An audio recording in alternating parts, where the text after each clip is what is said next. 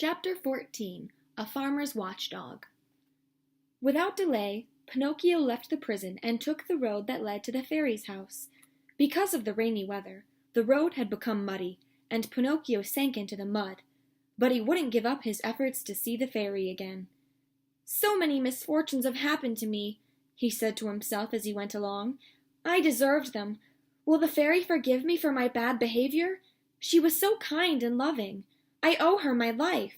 Could there ever be a more ungrateful boy than me?" Soon, Pinocchio began to get very hungry, so he jumped into a field on the side of the road to pick some grapes. He had hardly reached the vines when his leg was caught in a trap set to capture the polecats, small animals that like to eat eggs and chickens. By nighttime, Pinocchio began to cry, both from the pain of the trap cutting his legs and from fear at being alone in the dark in the middle of the fields. Just at that moment, a firefly flew over his head. He called to it for help. "Poor puppet," the firefly said as he stopped near Pinocchio. "How did your legs get caught in the trap?" "I went into the field to pick some grapes, and—" Pinocchio began. "But were the grapes yours to pick?" the firefly asked.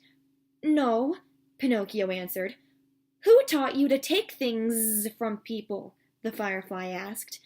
"I was hungry," Pinocchio said.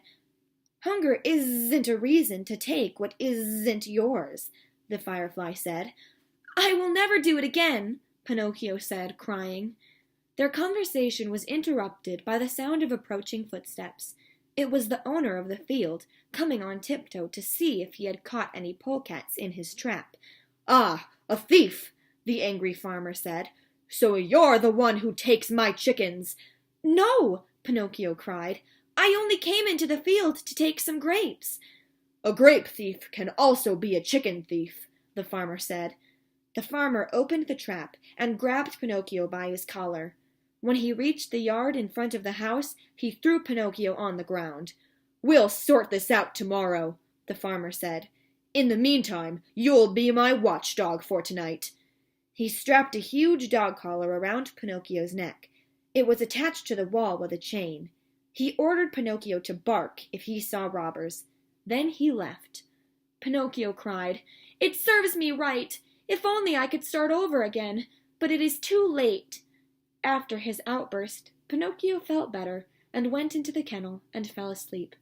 Pinocchio was sleeping for 2 hours when he heard voices in the yard.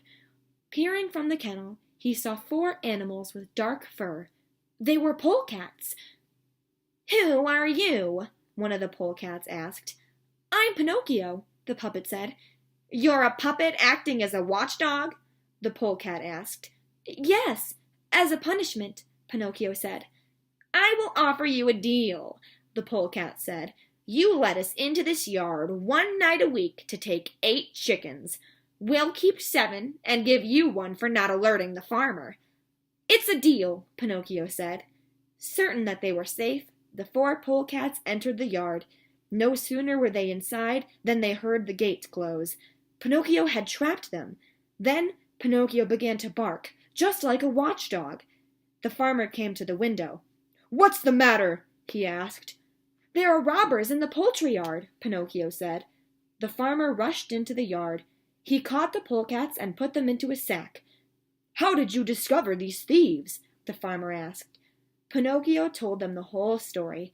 "I may be a puppet with many faults, but I will not make a deal with dishonest thieves," Pinocchio proclaimed. "Well done, my boy. As your reward, I will set you free," the farmer said.